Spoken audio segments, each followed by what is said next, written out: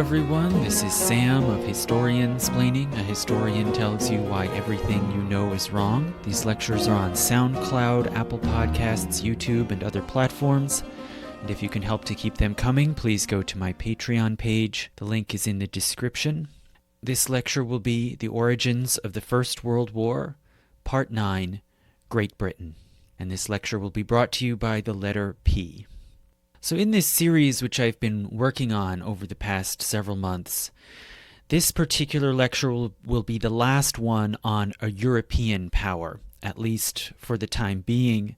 Perhaps later I might go back to Italy, a country that became involved in the second year of the war, but was not part of the initial outbreak. So Great Britain was the last European state to be involved in the so-called July crisis in the middle of 1914 that followed from the assassination of the Archduke Franz Ferdinand, and it was the last European nation to enter into the war in that first year. Later, I expect I will discuss Japan, which was another state that also became involved in the early stages of the war in 1914, and was the only one that was not in Europe. And after that, I expect I'll discuss military affairs, technological change, and diplomacy, and how they affected the events of July and August 1914. Now, although Britain was the last European state to join into this war in that first stage in 1914, it was also the largest imperial and naval power in the world. It was a crucial last domino to fall, and it gave a critical advantage to the Allies throughout the war. So what I want to do here is briefly discuss Great Britain in the Victorian era, basically the middle and later part of the 19th century, and how that set the stage and the conditions then for Britain's entry into the First World War. Now it happens that last year I discussed some of English dynastic history, a topic I've talked about several times, and I left off with James II and the so-called Glorious Revolution and the sort of Whig constitutional settlement that resulted from that revolution. So there's about 200 years from that point where I left off to the later Victorian age that I'm going to talk about now. And I can't go back and cover all of that history, of course, and most especially British social history is exceptionally rich. It's a topic I have studied some. My area is the 18th century. So much like with the French Revolution, when I talked last time about France, I'm going to have to just leave that aside maybe for another time because there's just too much there. And I'm going to skip ahead instead to Britain in the 19th century at the height of its economic, military, and diplomatic power. So in the Victorian age, from at least the 1850s through the 1880s, Great Britain was the foremost world power. It was the first nation ever to industrialize on a mass scale by harnessing water power, which Britain has in abundance due to its wet climate and topography, and then shortly after, coal power, with easily accessible coal deposits available both in northern England and in Wales. The British state and industry also made use of a massive uprooted population, which had been displaced by the enclosure movement, rack renting, and the Highland clearances in Scotland, and was able to draw on this population as a pool of cheap labor. On top of that, Britain had the most sophisticated system of banking and investment in order to harness present wealth towards future projects. And together, this highly sophisticated industrial and financial economy powered Britain's fiscal military state, which was unrivaled in the world's largest navy, with a changing mix of both sailing vessels and steamships, and the largest and most productive colonial empire on earth, the empire on which, quote, the sun never set. So Britain's global position hinged most of all on its ability to support an enormous naval fleet, by far the largest on Earth, and which through the Victorian age was constantly advancing in order to remain larger and better equipped than any possible rivals, and to protect the sea lanes connecting the island of Britain with its far-flung colonial empire. This navy was quite popular and influential in British society, in part as a means of social advancement. in what was otherwise a highly class-bound and class-stratified society. Early on in the 18th and early 19th centuries, this navy had depended upon the practice of impressment, or basically kidnapping and a forced conscription into the navy and the merchant marine. And this practice of impressment was never entirely abolished, but it was gradually phased out after 1815 and was no longer known by about 1900. Alongside this enormous navy, Great Britain had only a very small army, a relatively small home defensive force, and a small expeditionary force which could be quickly dispatched in order to react to attacks or unrest in the colonies overseas. And all in all, Britain was able to function as a major power at the same time that it was the only European state with no conscription. Now, as for this empire, Britain had at first had an overseas empire comprising mostly settler colonies, especially in North America. This empire was dramatically divided and weakened by the American Revolution, and even the New World colonies that Britain retained, such as those in the West Indies, languished in the 19th century. And so over time, Britain was able to replace this older, largely settler colonial empire with a newer empire of basically militarily and technologically dominated colonies based mainly in Africa and Asia, linked together by sailing ships and then steamships, and by a growing network of canals, telegraphs, cables, and finally railways. Now, to go back to domestic British society, it was, as I said, highly class stratified with powerful antagonisms between different economic and status groups. There was a powerful aristocracy that maintained a great deal of power through its ownership of land, its control of key institutions like the Church and the House of Lords. Alongside them also was the largest and most powerful middle class in Europe, which had a very strong political voice through the House of Commons. And lastly, a large industrial working class that generally lived in poverty, in tightly crowded slums, that was overwhelmingly disenfranchised and excluded from the political process, but which nonetheless became gradually more organized and self-assertive over the course of the Victorian era. So the tensions and conflicts between these different class groups sometimes broke out into protest or even in violence, such as notably in the Chartist movement in the 1830s, in which largely lower middle class and working class disenfranchised men marched for the right to vote and other political reforms, and in some instances were charged or fired upon by government forces.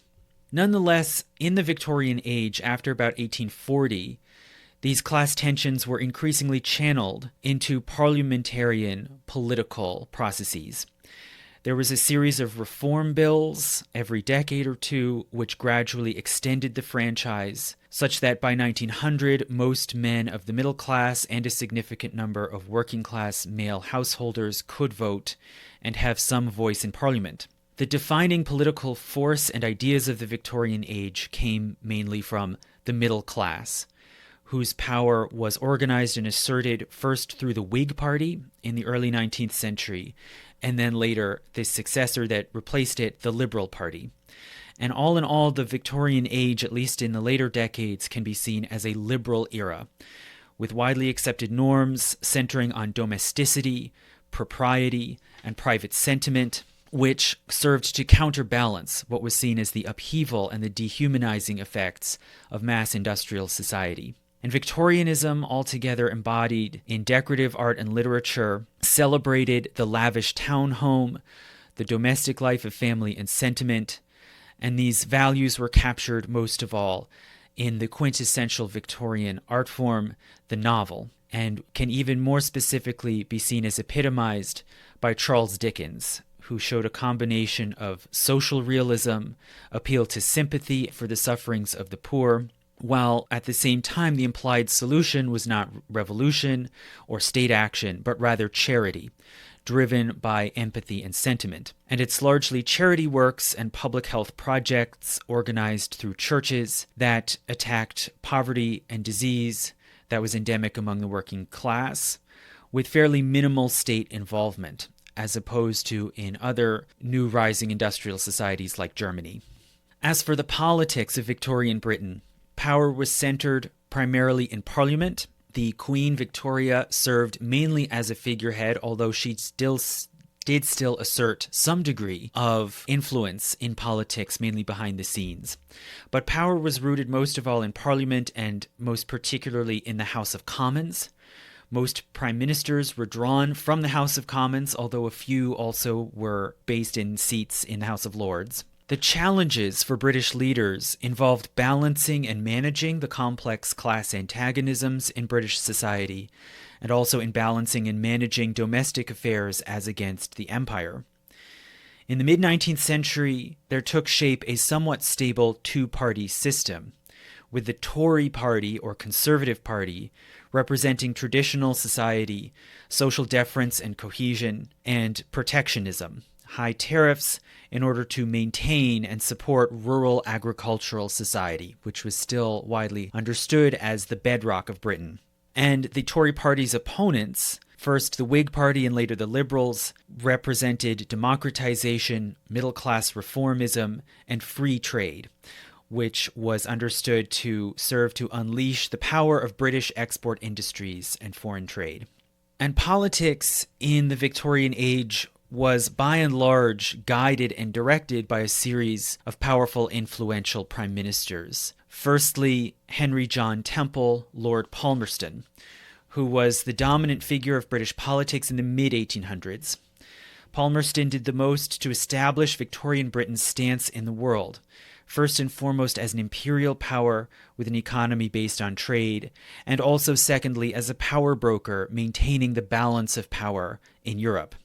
Palmerston opposed democratizing reforms such as extending the franchise, although he conceded to some limited reforms due to pressure in the House of Commons. But more importantly, Palmerston appealed to growing British nationalism and patriotic sentiment. He urged support for imperial expansion and industry, and he was fairly popular with the voting public. Palmerston had been born in London to an upper-class Irish family. So he belonged to a sort of traditional upper class of mainly Irish Protestants who were very influential and deeply tied in politics in Westminster.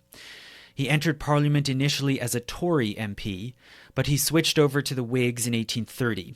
And he became Foreign Secretary for a series of governments, and he was a strong and outspoken supporter of free trade, which he presented as good for industry and also for consumers, at the expense of the farming sector, which would have to compete with imported foodstuffs, especially grain from the United States. Palmerston also assertively involved Britain in affairs in Europe.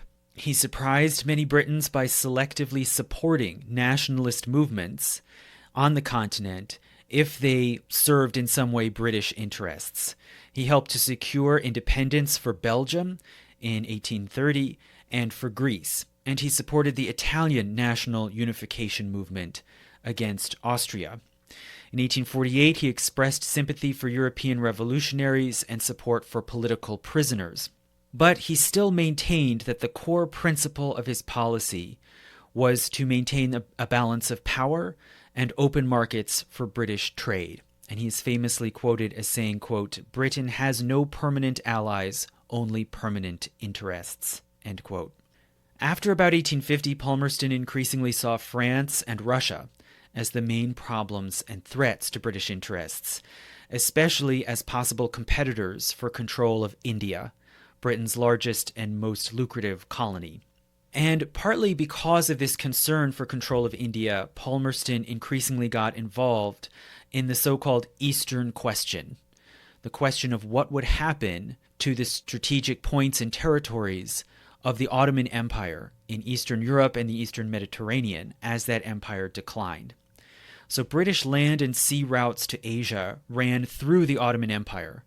And so the question repeatedly arose what to do as this empire declined, and would Russia take advantage and interpose itself between Britain and Asia? In the 1850s, Britain entered into the Crimean War, and at first it performed poorly, even as compared to its French and Ottoman allies. And so in 1855, the government resigned, and Palmerston for the first time took over as prime minister in the middle of the war.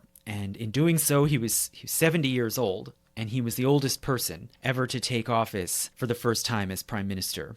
He was seen to get affairs back on track, reorganizing the war effort, and thereafter he made foreign matters, especially the so-called Eastern Question, central to British policy and politics for the next 40 years. And Palmerston served, as it happens, as the last Whig prime minister. His government fell amidst a series of problems and controversies in 1857 to 58. So firstly, in 1857, Palmerston pushed through the House a bill legalizing divorce in civil court. So prior to that time, one could not get divorced in Great Britain without the special permission of the church, which actually could only be granted through a private bill in Parliament. So basically, Parliament had to pass a law saying that you specifically were allowed to divorce your spouse. Well, Palmerston for the first time opened up the possibility of requesting and obtaining a divorce through ordinary civil courts. And it passed narrowly, but it was highly controversial, and he lost a good deal of support, including among his own Whig party. Secondly, Palmerston prosecuted the Second Opium War, which began when the Chinese commissioner in Canton seized a British pirate ship called the Arrow, and supposedly insulted the British flag when impounding that ship. So in retaliation, British forces shelled the harbor, and this action was criticized by a number of dissidents in the House of Commons, including for one William Gladstone, a young Conservative MP who was very moralistic and religious and spoke for the sensibilities of the middle class. And these critics brought forth a bill to restrain British action against China in the so-called Opium War, but it was soon withdrawn. And Palmerston condemned this bill, saying that it will, quote, abandon a large community of British subjects at the extreme end of the globe to a set of barbarians, a set of kidnapping, murdering, poisoning barbarians, end quote. So you can see Palmerston reacting with exceptional anger and horror at this disagreement over policy in China. Thirdly, there was an enormous uprising in India, which I'll mention again later, which the British East India Company had to crush at great cost. And the following year, in 1858, the government transferred formal control over India from the East India Company to the Crown directly. And this is the formal beginning of the so-called British Raj, or British royal regime in India. Also in 1858, there was a major flap over the so-called Orsini affair. In that year, an Italian revolutionary attempted to assassinate the French Emperor Napoleon III, and he used a British-made bomb, creating suspicion in France that Britain was somehow involved in this assassination attempt. And in order to defuse the situation, Palmerston tried to pass a so-called conspiracy to murder bill. But the opposition in the House of Commons saw this bill as a kind of admission of guilt. And the bill failed, and Palmerston soon after finally resigned. And thereafter, there was a period of several months of chaos with no governing majority in government. So in 1859, there was a reorganization where former Whigs who left that party as it was collapsing after Palmerston's resignation, certain former Whigs who had supported Palmerston joined together with middle-class conservatives like William Gladstone because they had an important point of agreement around the idea of free trade. And they held a meeting in a private home where they formally founded the Liberal Party. Now it happens that shortly after, Palmerston went back into office as the first Liberal Prime Minister, and he served in that office from 1859 to 65. But in this second time in office as a Liberal, he was a much weaker leader, and he had to govern along with certain young reformists, such as Lord Peel and William Gladstone. He died in 1865, and Gladstone took over as the leader of the Liberals in 1867. And at this point, Palmerston's legacy was basically divided into two different parts. The liberal cause of free trade carried on, but social conservatism and also the commitment to involvement in Europe were taken up by the Conservative Party. And for about the next 40 years, there was a continuing close contest for power between two main parties, the Liberals and the Conservatives, who were about evenly matched in terms of support and voice in Parliament, and the governing majority shifted back and forth repeatedly through those decades. The Liberals were led by Gladstone for most of this time, and he became Prime Minister 4 separate times. He's the only person ever to have had 4 non-consecutive terms in office as British Prime Minister. On the other side, the Conservatives were led first by Benjamin Disraeli until he retired due to poor health in 1880 and was replaced by Lord Salisbury, who then served as Prime Minister for most of the last 2 decades of the 19th century. So let's just talk briefly about each of these leaders, Gladstone, Disraeli, and Salisbury, and the impact that they had. So to begin with William Gladstone, he was born of a Scottish family in Liverpool. His father had been a merchant and a member of Parliament. He was devoutly religious and moralistic. He first entered into Parliament, like Palmerston, as a Tory. He served for many years in the Colonial Office and the Board of Trade. And he eventually broke away from the Tory party mainstream due to his support for free trade and his support for the Italian revolutionaries, and finally for his signature cause, which was civil service reform. So this was his major issue, the cause of basing the public hiring to government on a standard written exam, rather than on what he considered to be nepotism and social elitism. Gladstone helped to bring Palmerston down from power in 1858 over this dispute over the Opium War. But nonetheless, the following year, he then joined Palmerston's new government when he came back into power, mainly because of their shared sympathy for Italy and Italian nationalism. He also helped to form this new Liberal Party, and he served in the Liberal cabinet in the 1860s. He was able to conclude a lucrative trade deal with France, lowering trade barriers with this traditional imperial rival, and he created a public post office bank, which made him highly popular. After Palmerston stepped down again in 1865, there was a period of uncertainty and volatility, and Benjamin Disraeli, the Conservative leader, briefly served as PM for a few months in 1868. But then the Liberals won the elections that year, and so Gladstone took office as PM and was able to stay in that position for several years. In the early 1870s, Gladstone's cabinet was seen as highly capable, with the government being run very efficiently. But Gladstone made attempts at several types of reform. Firstly, reforms in Ireland, aimed at reducing the oppressive power of landlords over their tenants in Ireland. But these reforms were mostly blocked.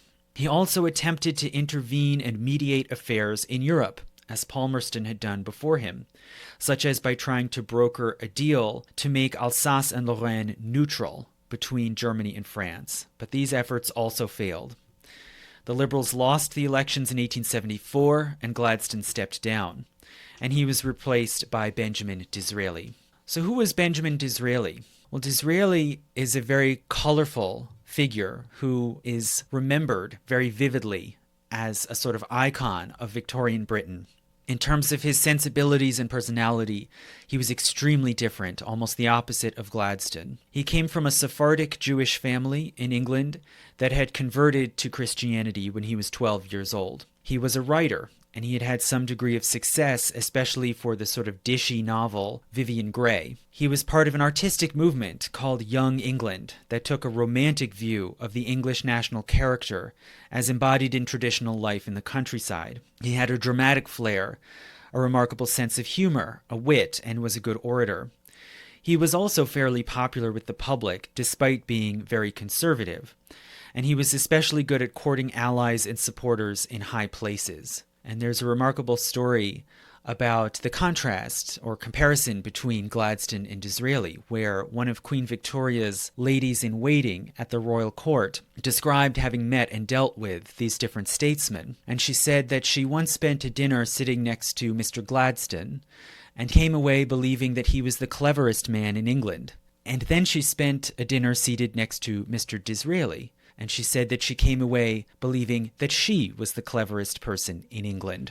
So Disraeli knew how to flatter and to court, and he got on smashingly with Queen Victoria. The two were almost peas in a pod, whereas the Queen basically detested William Gladstone. And in 1875, Disraeli paid perhaps the biggest possible compliment to Queen Victoria when he used his political capital in Parliament to pass a bill conferring the formal title of Empress of India upon the Queen, against the objections of liberals and other dissenters. And this further weakened Disraeli's control over the House, but it elevated Victoria now to the point where she could go to formal diplomatic events next to people like the Kaiser of Germany and be treated as their equals, because she too was an empress, not just a queen. And another interesting anecdote is that reportedly when a journalist asked Disraeli why he was able to manage the Queen so much more effectively and get the sort of endorsements that he wanted from her, much more so than Gladstone, Disraeli said that Mr. Gladstone approaches the Queen as a department of government, whereas he approached her as a woman. Now, Disraeli happens to be important for this particular story about the origins of World War I, because he was in office in the 1870s, and specifically in 1875, the time when a wave of rebellions broke out in the Ottoman provinces in the Balkans, starting firstly with Bosnia and then spreading eastward through Serbia to Bulgaria, where the Ottomans brutally suppressed the rebellion. And this led to a major test for Disraeli, because the Ottoman Empire, as we mentioned before, controlled the main strategic routes from Europe to Asia, and hence was critical to Britain's link to India, the so-called jewel in the crown. And this became a major consuming issue of Disraeli's relatively brief time in office. He was only prime minister for about 7 years in total. And it opened up a critical issue for Gladstone and the Liberals to capitalize on in order to undermine Disraeli and get back into office. Now, it happened that Disraeli stepped down anyway due to ill health in 1880, and he died just a few months later in 1881. And the Liberals won the elections in that year, and Gladstone came back into power as prime minister. In 1881, Gladstone's government passed land reforms for Ireland, helping tenants to obtain titles to the lands that they occupied. And in 1884, they passed a Reform Act extending the vote to most small householders, especially in the countryside. Now, the issue that finally undid Gladstone, effectively, was the question of Irish home rule.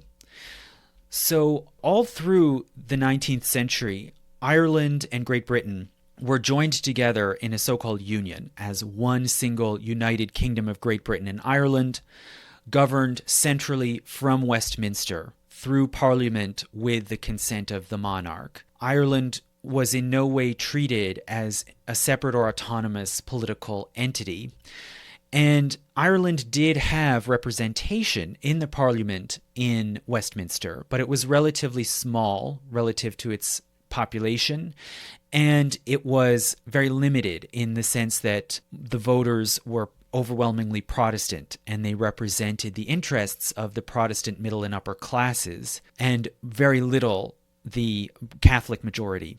Now, in the elections of 1885, a parliament was elected where the Liberals happened to control exactly half of the seats in the House of Commons. And so in order for the Liberal Party to be able to continue governing, they needed votes and effective support from the Irish MPs, who were a mixture of mostly Irish Protestants, many of whom wanted either total independence in some cases or home rule, meaning the splitting of the British Parliament into one in Westminster and a separate Irish council in Dublin, which would be able to control internal affairs within Ireland.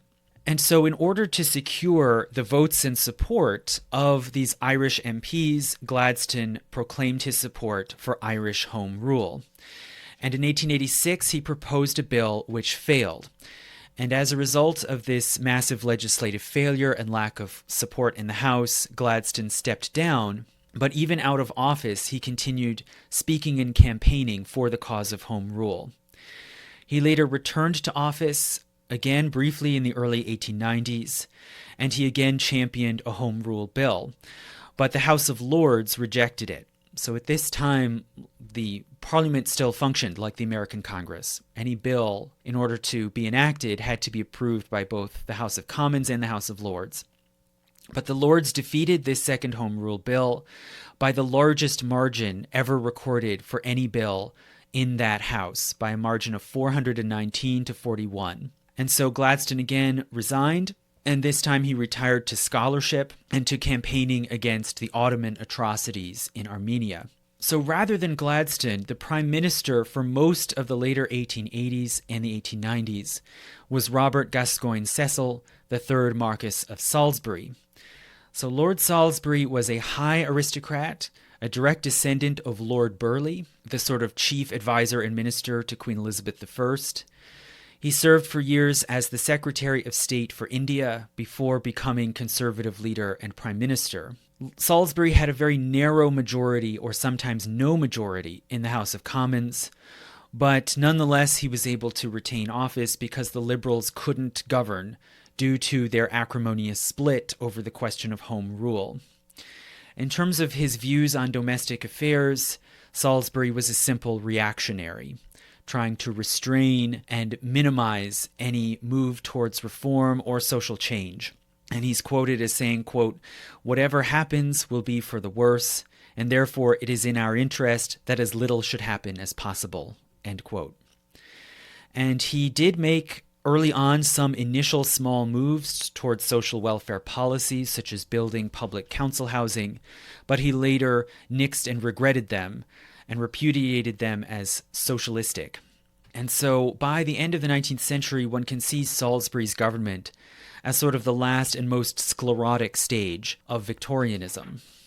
Okay, so all of these different Victorian governments under all of these prime ministers, most prominently Palmerston, Gladstone, Disraeli, and Salisbury, all had to deal with pressing foreign and imperial issues.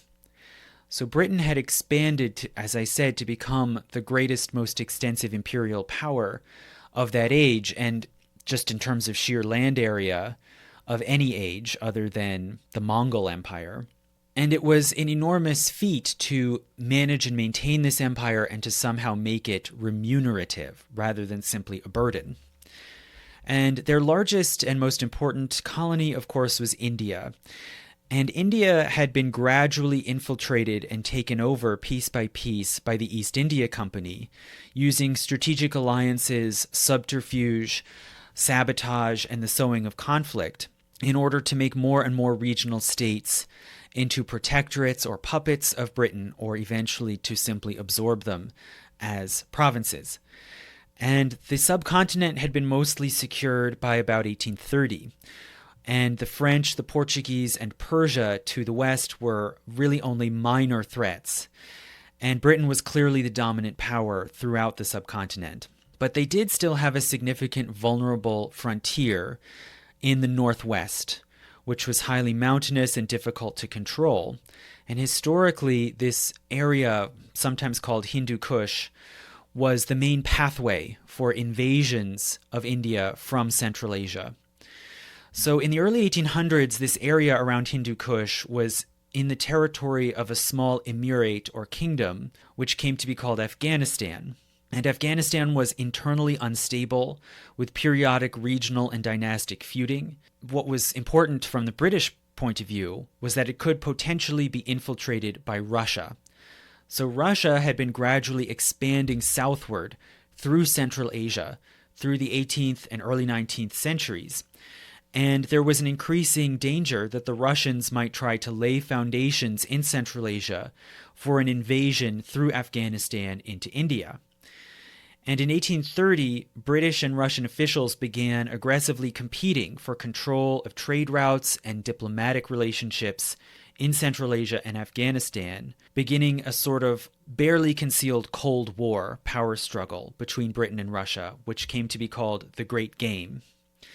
In 1838, a dynastic civil war broke out in Afghanistan, and the British intervened militarily to try to install their preferred claimant to the Afghan throne, named Shah Shuja.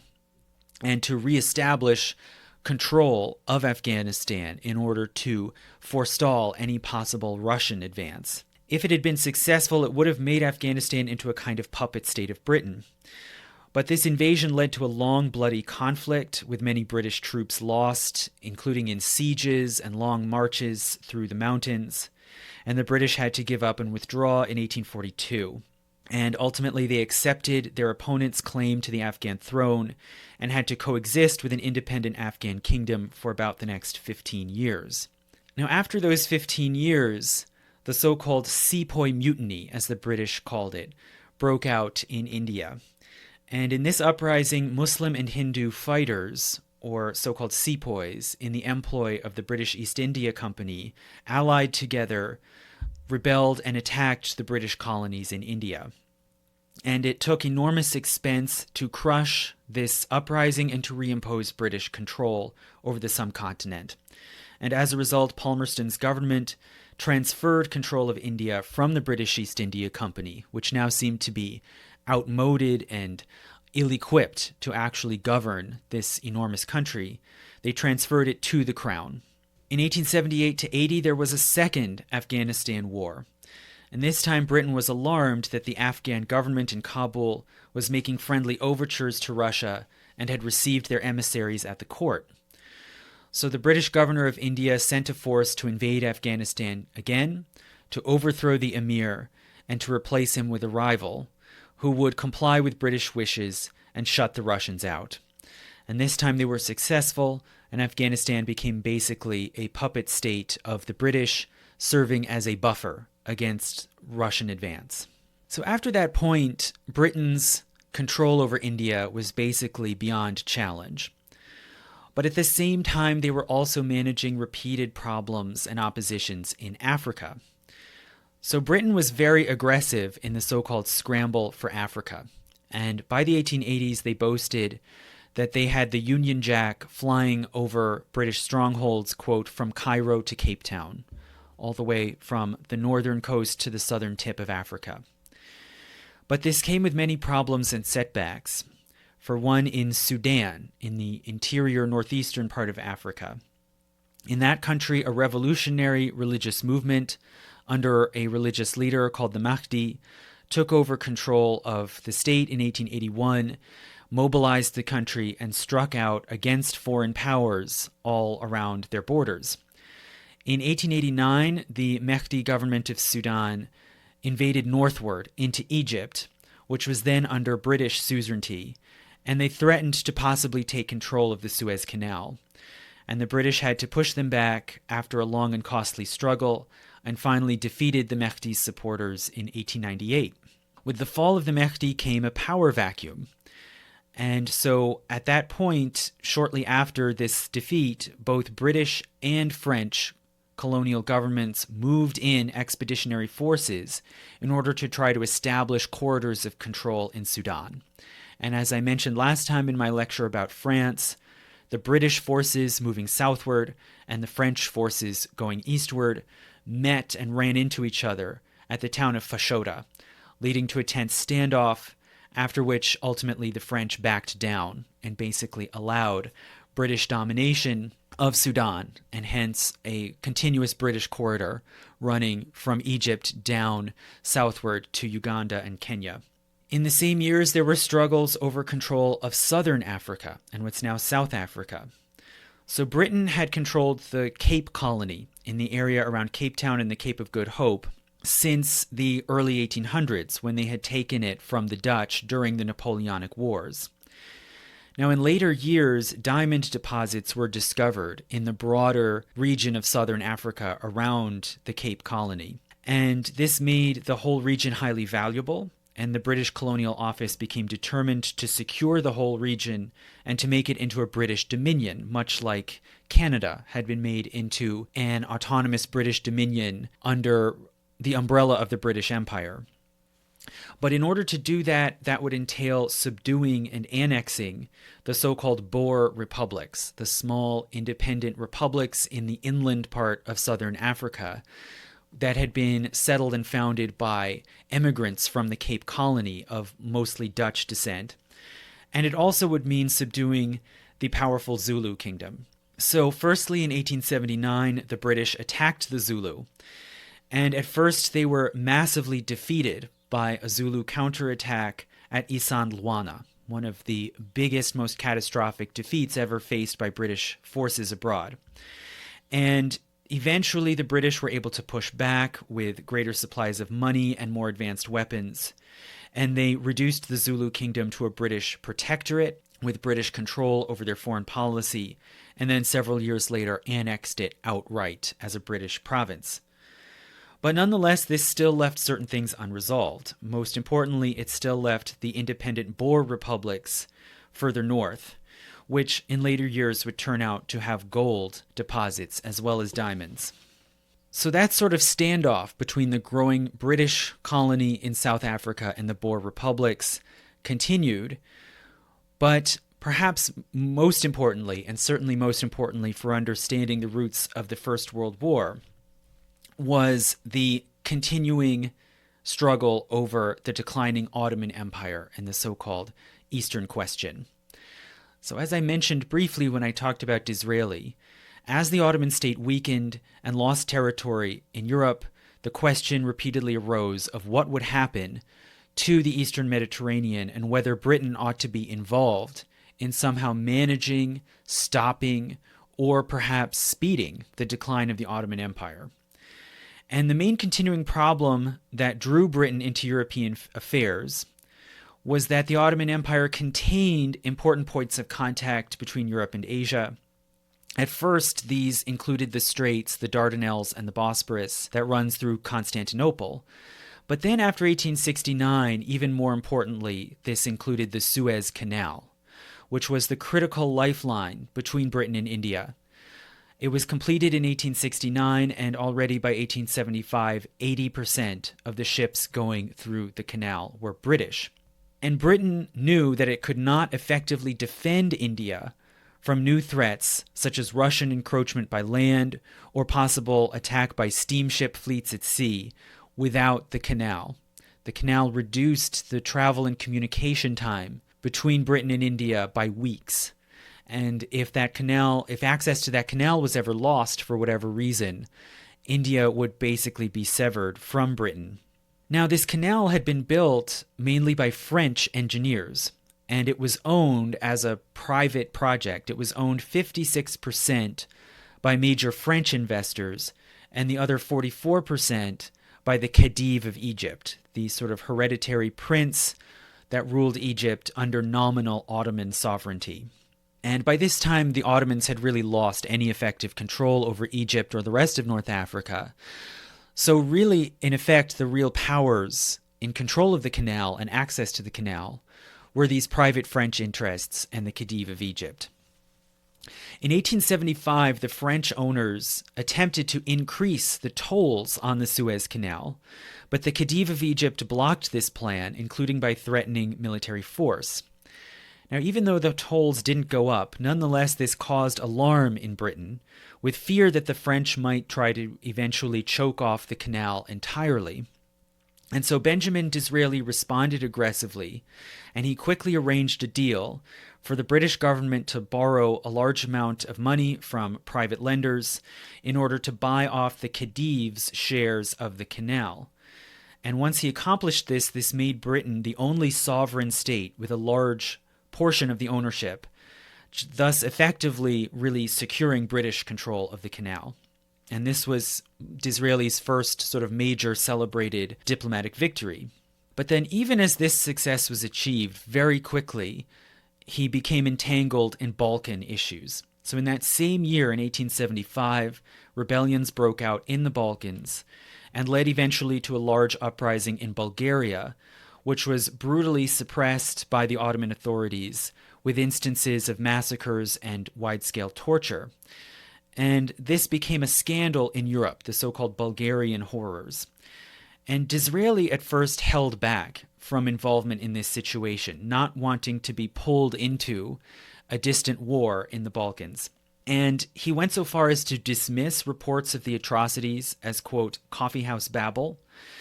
And in response, William Gladstone capitalized, calling aggressively for action. He wrote a widely read sensational pamphlet about the Bulgarian horrors. And Gladstone argued that Britain should take up support of the rebels, as they had done in other places like Italy, and oppose Turkish government, basically as no longer legitimate. And Gladstone believed that Britain should help to create fully independent republics in the Balkans and to end Ottoman rule in that entire region. Disraeli condemned this pamphlet, called it vindictive and ill-written, and said that of all the Bulgarian horrors, this was perhaps the greatest. But as Britain held back over 1876 and 77, Russia intervened directly. They successfully invaded the Ottoman territories and occupied a part of Bulgaria. So when this happened, fear arose in Britain that Russia might continue on and perhaps go so far as to capture Constantinople itself, and that the Ottoman Empire might fall, leaving Russia in total control of the Straits and of the whole Eastern Mediterranean. So under this pressure, Disraeli decided to try to prop up the Ottomans in order to stop the Russian advance indirectly. And Disraeli proposed that the Ottomans should hand over control of their army in the Balkans to Great Britain and should allow British troops to occupy Bosnia and Bulgaria. Now, this proposal, not surprisingly, was too much for the Ottomans. And so instead, Disraeli had to turn to Russia and deal with the Russians directly. And he worked out a diplomatic bargain whereby Russia would withdraw from Bulgaria, leave it under Ottoman sovereignty, but Russia would be able to keep small pieces of territory that they had seized along the eastern and western shores of the Black Sea. So there was a small territorial advance for Russia. And in return, Britain would get control of Cyprus. And this was a crucial strategic compromise, because with Cyprus, the British now had their own secure base of naval operations in the eastern Mediterranean. And Cyprus could be added then to a long chain of British strongholds from Gibraltar to Malta to Cyprus.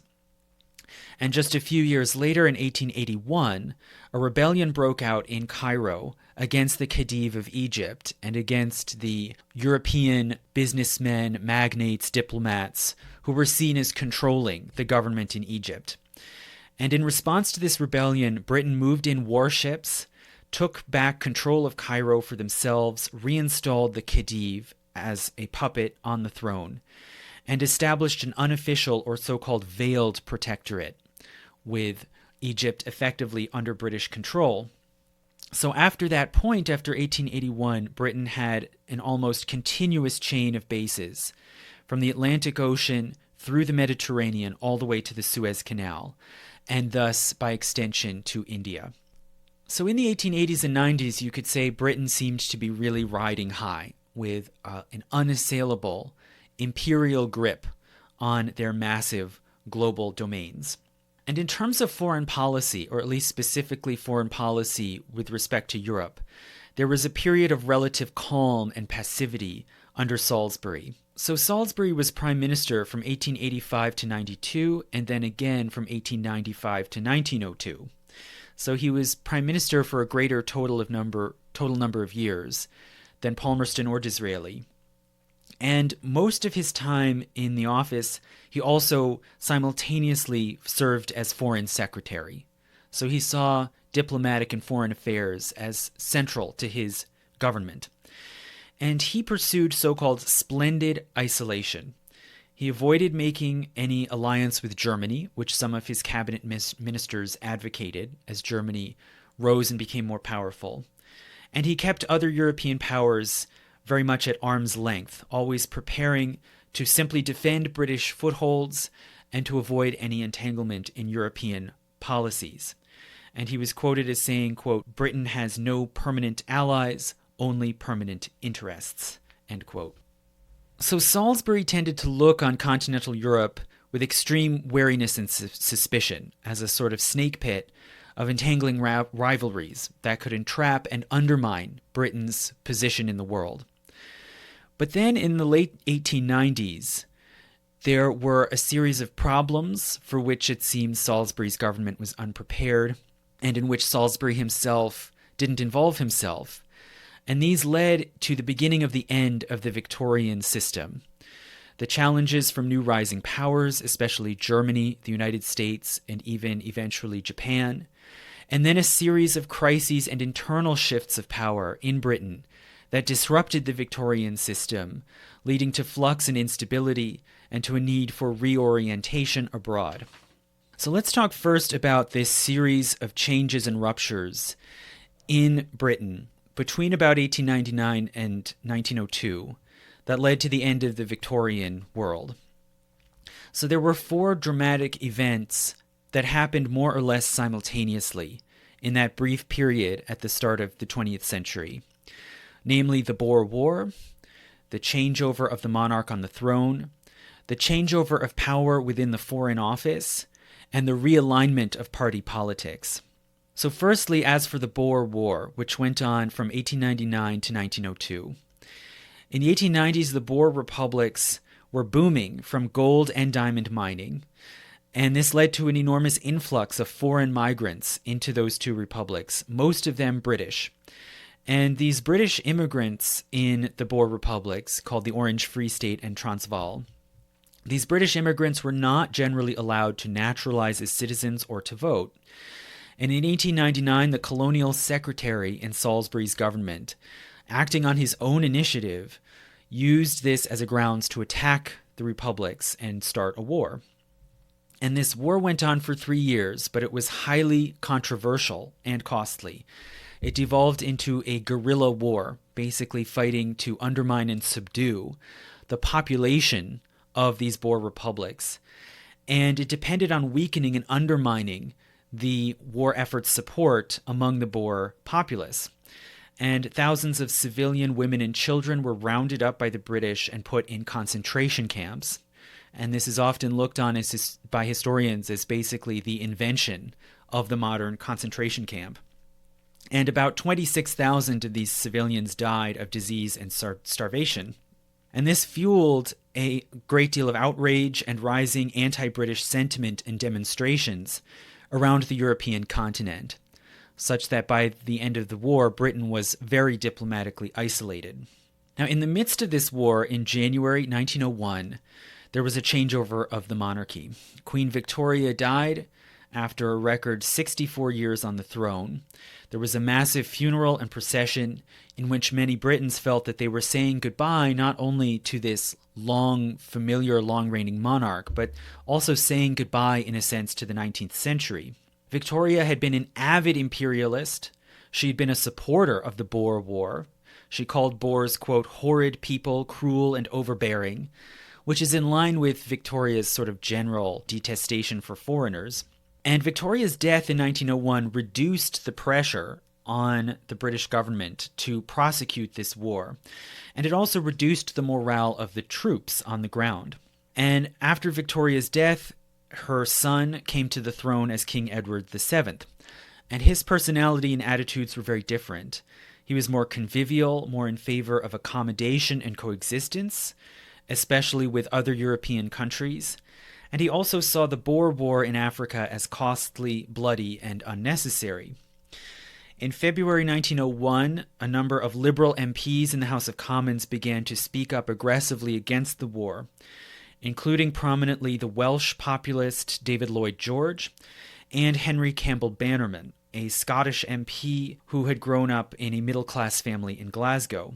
Campbell Bannerman famously asked openly in Parliament, quote, "When is a war not a war?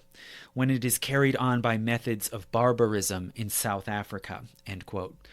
So this was seen as another really shocking affront to the government to see a British MP in the House openly calling the government barbaric. And these liberal dissenters were derisively labeled as, quote, pro-Boer. And this label stuck, right? You're against a war against the Boers, you're disloyal, you must be pro-Boer.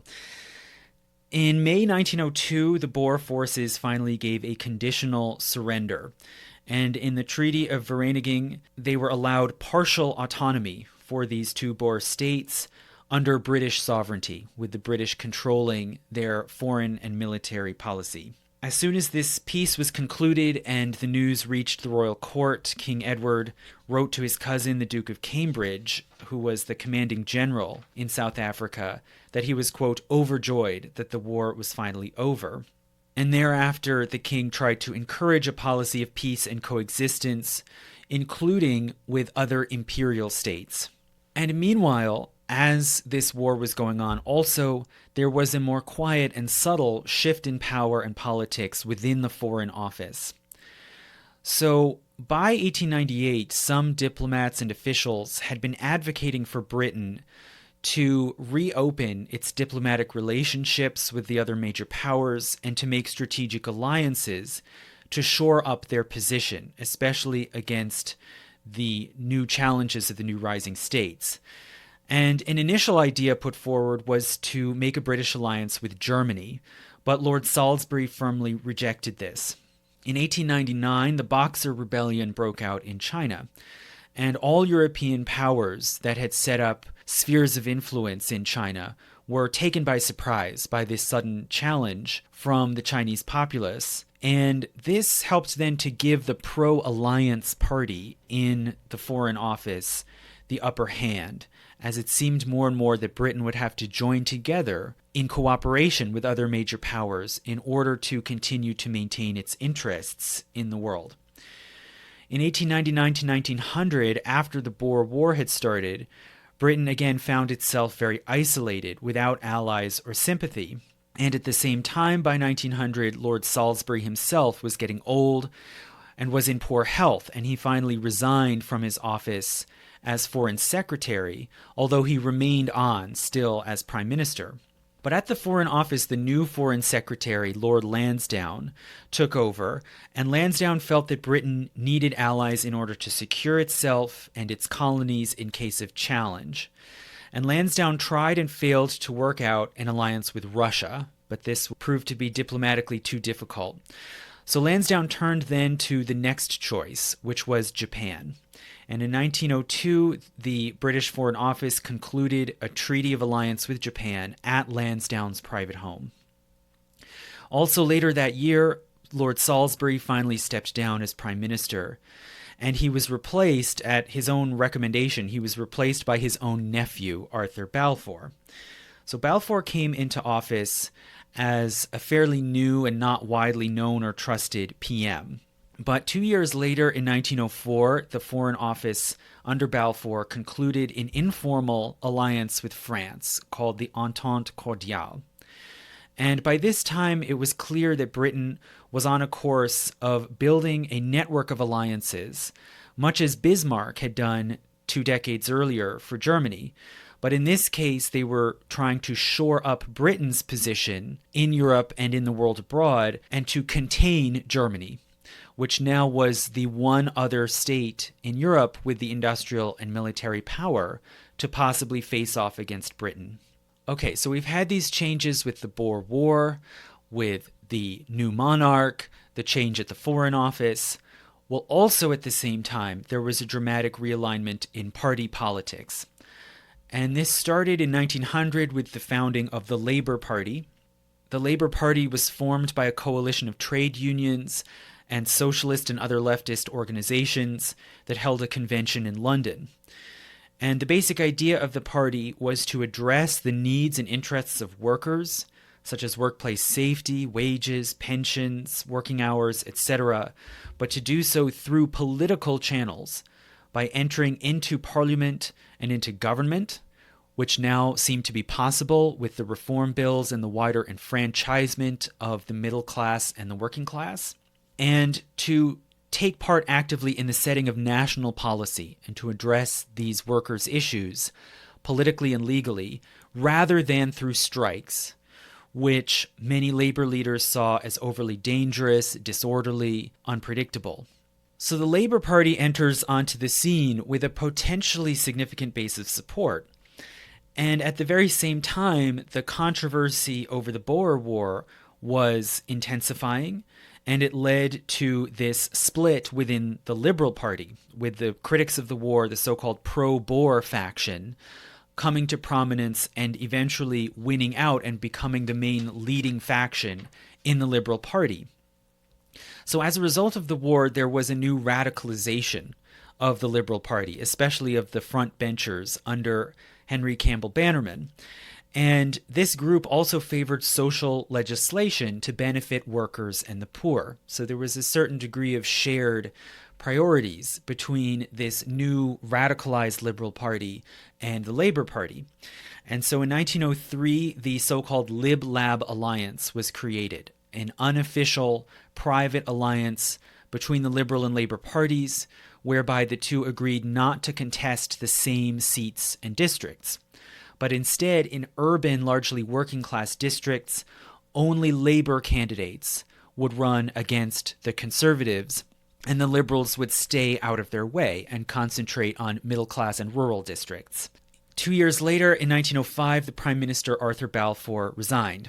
He had always been seen as fairly inexperienced and had little confidence in the House, and he stepped aside and was soon replaced then by the Liberal leader, Henry Campbell Bannerman, who was tapped by King Edward VII, who was a personal friend of his. The king helped him to form a temporary caretaker government under Liberal leadership until another election could be held. So the following year, in 1906, elections were held, and it was a massive landslide Liberal victory. Campbell Bannerman had an outright Liberal majority to work with, and also at the same time the Labour Party for the first time entered into Parliament, winning 29 seats, so a significant showing for a new party. And the delegation was led by the Scottish trade union leader Keir Hardie, who was a union organizer from Lanarkshire. So the Liberals now, with their majority and further with Labour support, had a massive mandate, and there ensued a brief period of optimism and ambition. So in this relatively radical period, Henry Campbell Bannerman was Prime Minister, and one of his first major acts was passing a Trades Disputes Act, which openly recognized workers' right to strike. But very quickly thereafter, his health rapidly declined, and he stepped down from office at the end of 1907. So in 1908, another Liberal leader, H. Asquith, came to power and became Prime Minister. And he was perceived as from the more conservative side of the Liberal Party as compared to Campbell Bannerman or David Lloyd George, but he more or less took up and carried through the relatively radical program set by Campbell Bannerman. So Asquith was a middle-class Liberal from a family of wool traders in Yorkshire in the northeast of England, and he represented East Fife in Scotland in the House. So his background, by all accounts, was very mainstream, middle-class, typical of a Liberal politician. And he was seen as moderate, practical, and economical, but nonetheless he pursued populist policies, especially those championed by the radical Liberal David Lloyd George from Wales. And significantly, he enacted for the first time old age pensions, similar to what we call in the United States Social Security, shortly after coming to power.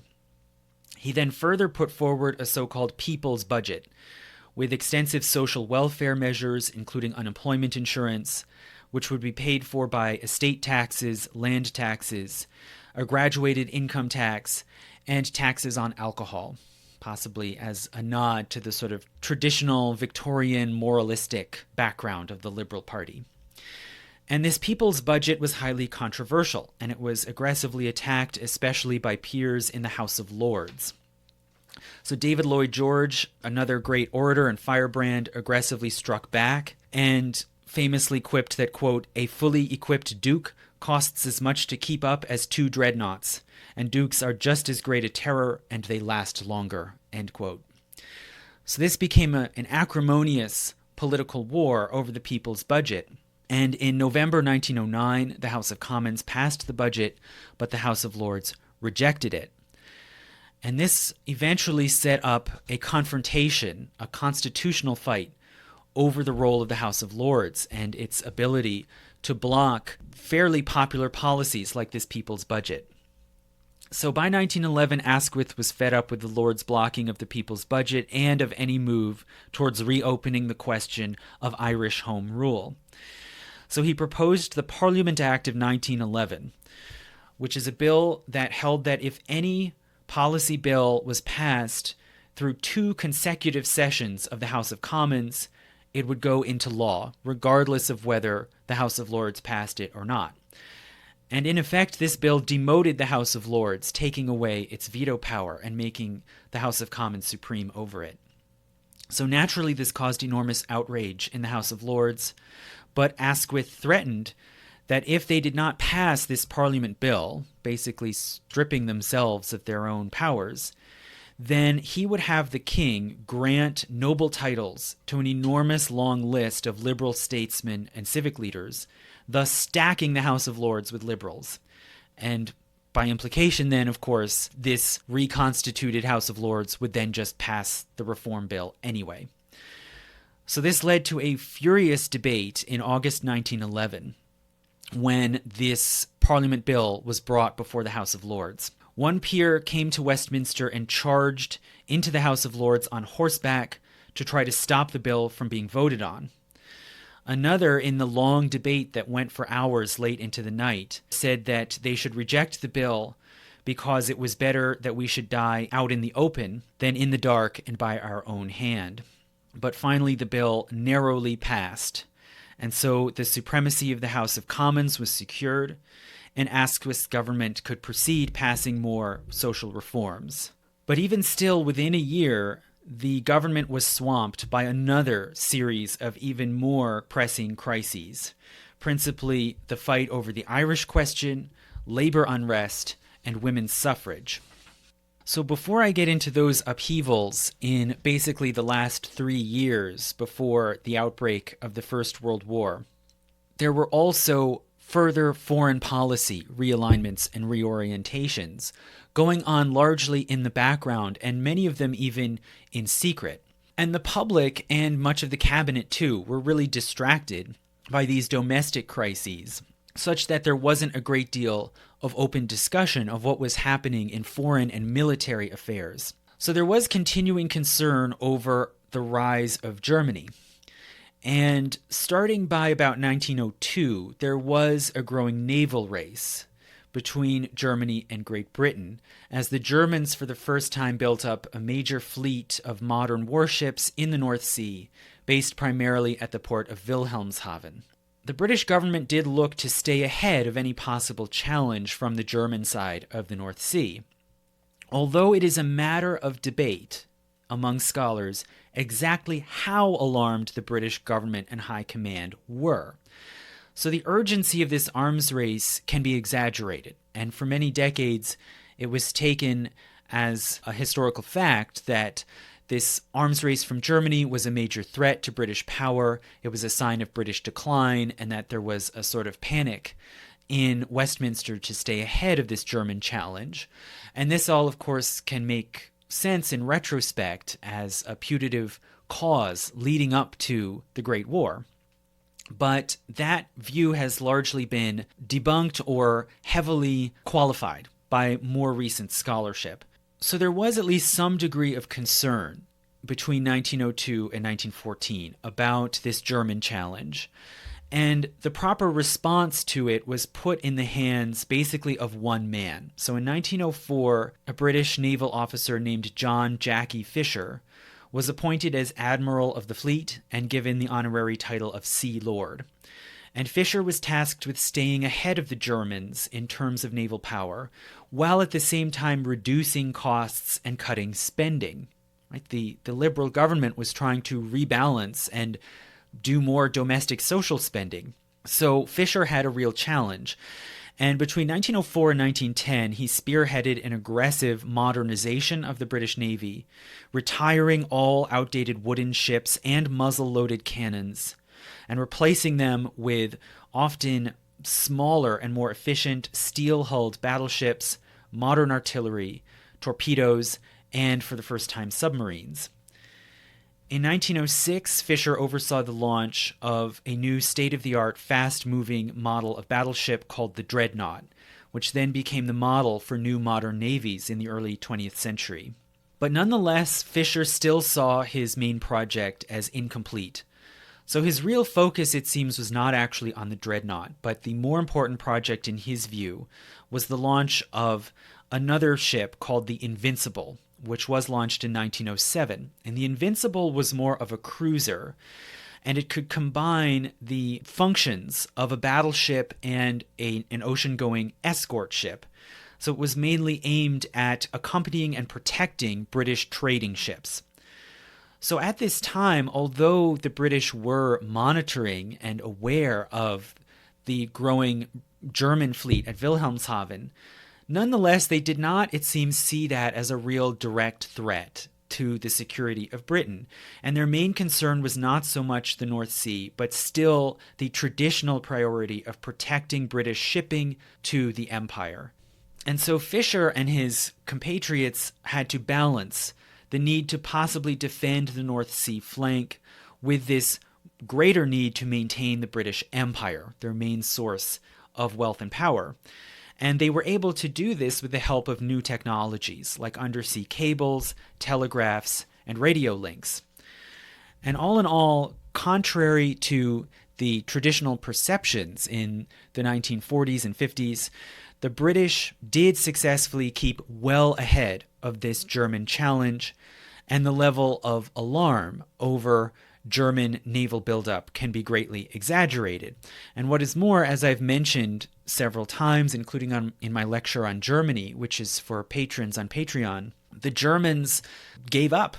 They saw that they could not come anywhere close to British naval power, either in the North Sea or in the world abroad, and they scotched their own projects to create their own dreadnoughts and so on to try to match the British, such that by the end of 1911 it was clear that any prospect of Germany actually challenging Britain on the naval terrain was impossible. But nonetheless, even that being the case, Germany did build up the largest and most formidable army on the European continent, and concerns about Germany possibly tipping or overwhelming the balance of power in Europe did influence British diplomats, and the British did, for this reason largely, open up friendly communication and overtures towards their old traditional rival, which is France. So quickly there was a rapprochement with the French. In 1904, the British, as I said, concluded an entente cordiale, a sort of non-binding, informal alliance, defensive alliance, a purely private arrangement, so as not to provoke the Germans or raise tensions, but to stand ready to possibly respond to German aggression. In 1905, Sir Edward Grey, a radical liberal MP, took office as Foreign Secretary, and with the approval of the Prime Minister Henry Campbell Bannerman, he furthered this policy of reopening relationships and possible alliances in Europe. And Edward Grey ultimately served in office for a total of 11 years, which is the longest continuous tenure of any British Foreign Secretary ever. So he, unlike these rapidly changing prime ministers, he was able to take a more long-term strategic view and specifically to pursue this broader long-term strategy of trying to contain Germany. In 1907, Grey joined Britain together with Russia in the so-called Triple Entente. So now Britain, France, and Russia all unofficially agreed to defend and support one another in case of conflict with Germany. And this entry into the Triple Entente was secretly negotiated by Grey without even the knowledge of the rest of the cabinet, and its terms were kept secret from the public. So this was not at all like what we tend to think of as an alliance, an open, formal, public commitment between two nations. It was very much a diplomatic arrangement. In 1911, Grey further reaffirmed Britain's alliance with Japan and strengthened it as a means of trying to keep the Germans out of possible influence in the Pacific, where they were starting to send expeditionary forces and set up small colonies. So by the end of 1911, one could see that Britain left far behind this policy of splendid isolation and was now trying to very carefully manage their presence in this interlocking not only European but now global alliance system. But also after 1911, the government and the cabinet was increasingly engulfed in disputes over domestic social questions. So let's talk a little bit about this series of crises. They included, most importantly, the fights over women's suffrage, labor power, and Irish home rule. And all of these disputes not only divided the country, as various controversies and scandals had before, but they led in many cases to actual violence and to the breakdown of the boundaries of the liberal social order and of law and order itself.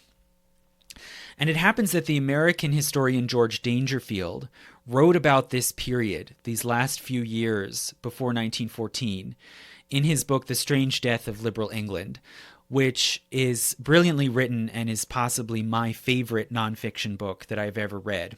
And he published that book in 1935, and he argues that this period from about 1910 to 14 has been commonly misunderstood and was misunderstood in the 30s, or grievously misrepresented.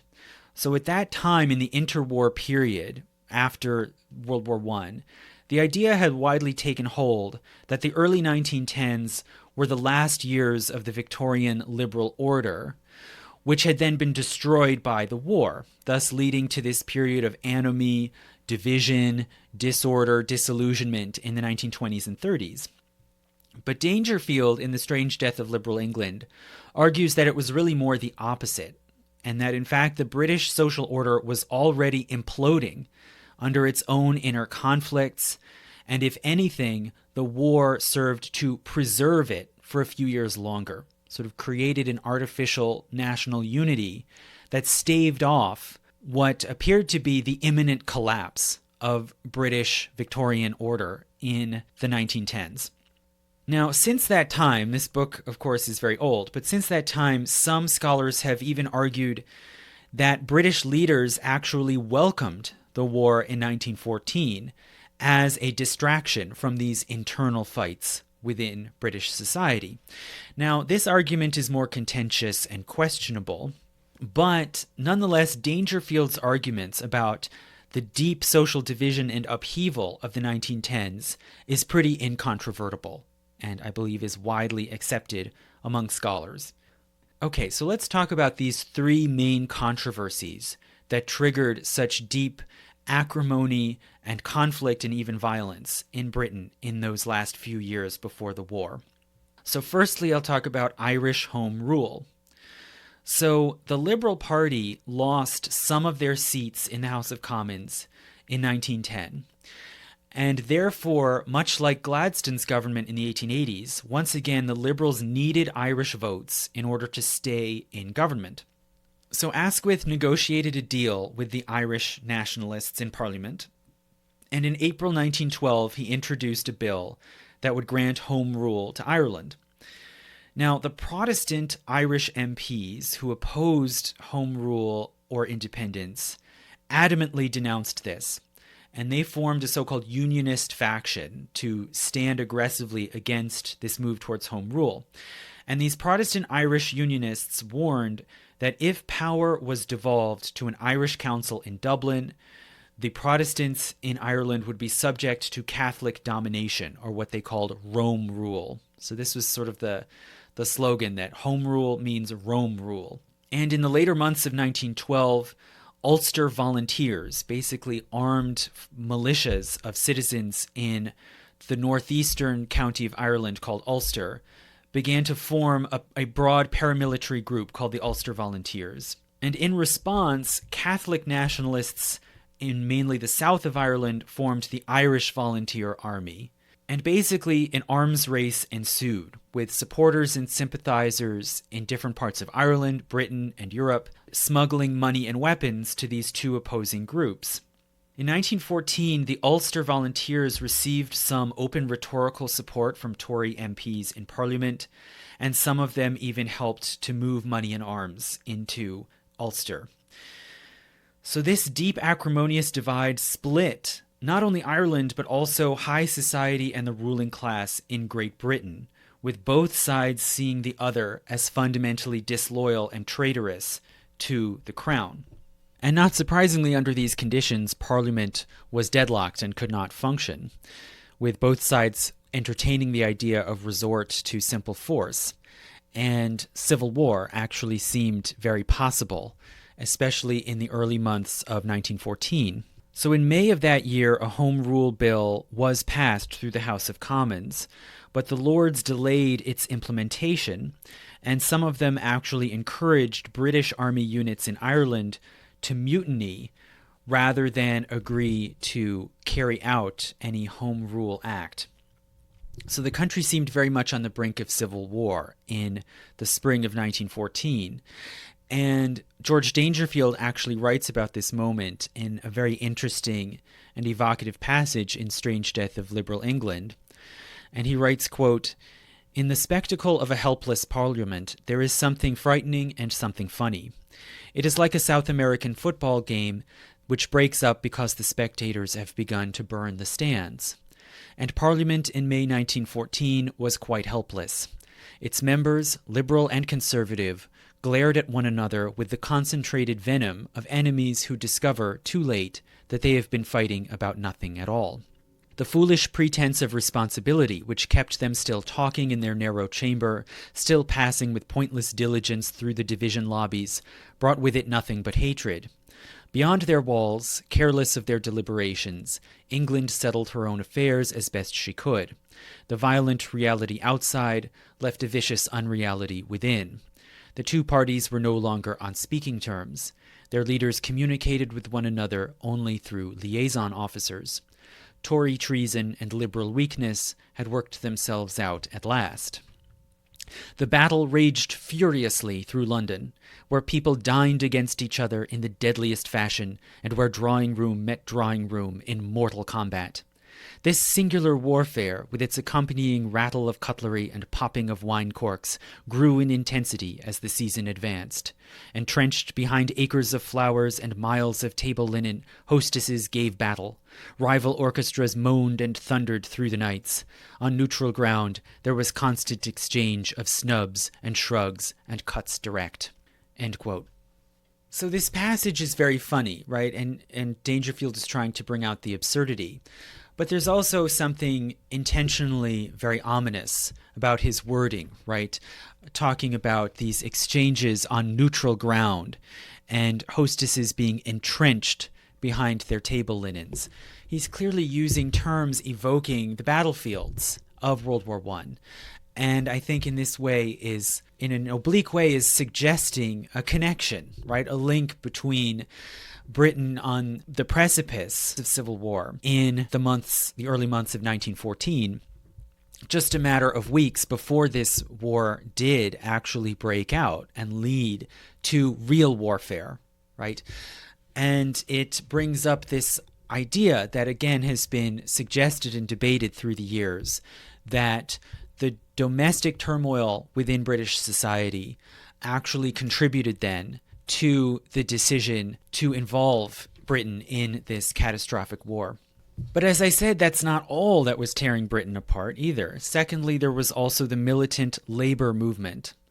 So from 1910 to 14, there was an enormous wave of strikes, which came to be called the Great Unrest. There were at least 3,000 total strikes around Britain and Ireland, and 1,200 just in 1913 alone. And not only were they numerous, but these actions included unprecedented, broad actions, such as the Liverpool transport strike, which more or less shut down the city of Liverpool, and the national coal strike, which basically shut down the largest and most basic energy source in Britain. And it seems that the motivating and defining ideas of these labor actions were also very different from earlier strikes. They were not driven so much by desperation and the need for basic survival. There was some degree of broad prosperity and a rising standard of living in the early 1900s. But rather, these strikes were defined more by a sense of political injustice, the idea that workers were not getting a great enough share of the wealth that they were producing, that they did not have enough of a voice in society. And many of the strikers were influenced by anarchical syndicalism, which was gaining more an audience in Great Britain. And we think of Britain as sort of splendidly isolated, right, from the radicalism of the continent. Radical democracy, anarchism, Marxism. But in fact, there was a real anarcho-syndicalist strain in Britain in these years. And many of the leaders of the workers believed that the workers themselves should own and run the industries, that there should be an abolition of private property in some sense. And it also was part, it seems, of a broader social revolt against Victorian norms. And you can see this in certain incidents, such as in the Tony Pandy riots that broke out and spread very spontaneously in South Wales. Workers rioted, smashed windows, fought with police, and in some instances, village women in these mining towns ran through the streets naked as just kind of an expression of defiance. And you can see this new radicalism in the labor movement and this rejection of kind of Victorian social convention as linking this movement then also to the women's suffrage movement, which by this time was no longer just about the vote, but was about a broad rebellion against gender and class norms. And the movement for votes for women had been building gradually since the 1880s. And some suffrage campaigners saw a degree of hope when the radical liberal government came into office after the election of 1906. But the Prime Minister, Henry Campbell Bannerman, dragged his feet and never took a clear stand in favor of women's suffrage. And when he was replaced then by Asquith, who took office in 1908, Asquith actively opposed women's suffrage on the grounds that he feared that newly enfranchised women voters would favor the Conservatives. So 3 campaigners for suffrage were arrested when trying to force their way into the offices and get a meeting with the Prime Minister Asquith. And these 3 campaigners chose to go to jail rather than make a plea deal according to which they would agree to stop campaigning for women's suffrage. And after this impasse, the movement became increasingly radicalized, as many campaigners gave up on the idea of gaining the vote through peaceful protest and political action. Now, many of you may know that early on, especially in the 19th century, the main sort of leader and spokesperson of this movement was Emmeline Pankhurst, and that after 1900, she increasingly passed leadership of the movement to her elder daughter, Christabel. So they were the 2 sort of icons, long-standing icons of the movement. But as the movement radicalized, especially in the course of 1911 to 14, a new leader emerged in the person of Sylvia Pankhurst, the younger Pankhurst daughter. And it seems that the family was split over the main focus and goals of the movement. Should it be focused just on votes for women and basically avoid taking positions on other controversial issues? Or should the movement focus more on poverty and workers' rights as being agitated and put forward by this militant labor movement? And Sylvia Pankhurst argued that material and economic issues were actually more urgent for most women, since most women in Britain were poor, working class, or lower middle class, and that these were actually more urgent for most women than the purely political right of suffrage. And it seems that this increasingly militant movement more and more fell under the sway of Sylvia Pankhurst and was more and more disavowed by Emmeline and Christabel. Now in 1912, Prime Minister Asquith finally did allow a suffrage bill to be brought forth in the House of Commons, and he made it a free vote in the sense that he would not tell Liberal MPs how to vote. It would be up to their conscience. But before it could be passed, the Speaker of the House tossed the bill out on technical procedural grounds. So after that point, militant suffragettes launched a massive, unrelenting, violent campaign of protest involving arson, bombings, sabotage, and vandalism. These militant suffragettes invented the letter bomb and the shrapnel-loaded IED. Several of them planted bombs that exploded in cabinet ministers' homes.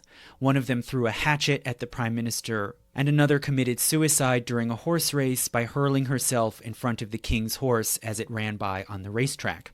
At least 4 people were killed by this violent campaign, and the arrested campaigners often went on hunger strikes in prison or while protesting and chaining themselves in front of government buildings. In the spring of 1914, jails around London were filling up with female militants on hunger strike. Sylvia Pankhurst at the same time chained herself in front of the Houses of Parliament and went on a hunger strike for weeks. By early June, she was near death, lying on her back on the steps of the Houses of Parliament, unable to stand or sit up. Finally, on June 11th, the House of Commons, meeting in their chambers in Westminster, reluctantly held a debate on what to do about Sylvia Pankhurst and the other hunger-striking women in prison. One MP named McKenna proposed 4 possible responses. Namely, these 4 options were 1, to let the prisoners die, 2, to deport them, 3, to treat them as lunatics, or 4, to give them the vote. Now, McKenna immediately assured his audience that number 4, giving them the vote, was clearly not the right course of action and that something else had to be done. And just as he was getting towards the end of his speech, the MPs heard a loud boom like thunder coming from nearby. And it turned out that next door in Westminster Abbey, a bomb had gone off, damaging the coronation chair and putting a large dent in the chapel of Edward the Confessor, but only narrowly missed a group of visitors who had just left the chapel. Now, this incident, which seemed to sort of put a capstone on the impossibility of handling this women's rebellion, this happened on June 11th, just 17 days before the Archduke Franz Ferdinand was assassinated in Sarajevo. And so in retrospect, it is not unreasonable to ask whether the diplomatic fracas that ensued from that assassination provided Asquith's cabinet with a welcome distraction from these seemingly impossible domestic conflicts. But the evidence that has been examined shows that the British government was highly resistant to getting involved in the crisis on the continent, and never really seriously entertained the idea of going to war until news came in the first days of August of the German invasion of Belgium and of the atrocities committed by German forces in Belgium. And it seems that many ministers, and even more so Liberal MPs in Parliament, reacted with shock and incredulity. And only then did the government begin to prepare to go to war. And on the evening of August 3rd, just the night before Britain's declaration of war, the Foreign Secretary, Edward Grey, famously said to a newspaper editor in his office, quote, "The lamps are going out all over Europe. We shall not see them lit again in our lifetime," end quote. So as I have said before, I expect that soon I'll post a lecture examining Japan and then discuss military and diplomatic affairs leading up to the actual outbreak of war in 1914. And also, in the meantime, I've been working on my perspective video series analyzing the movie Red, White, and Royal Blue, including from the perspective of what it says about royal history and politics. And lastly, this lecture was brought to you by the letter P, so I would now like to thank my current active patrons whose names begin with P. Padraig O'Cahasech, Pam Fox, Pamela Witherspoon, Patrick, another Patrick, Patrick Gordon, Paul Franz, Paul is east of the Pecos, Paul Lynch, Pedro Borges de Araujo, Peter Goldstein, Peter Hofmeister, Platon, and Psychic Data. Thank you.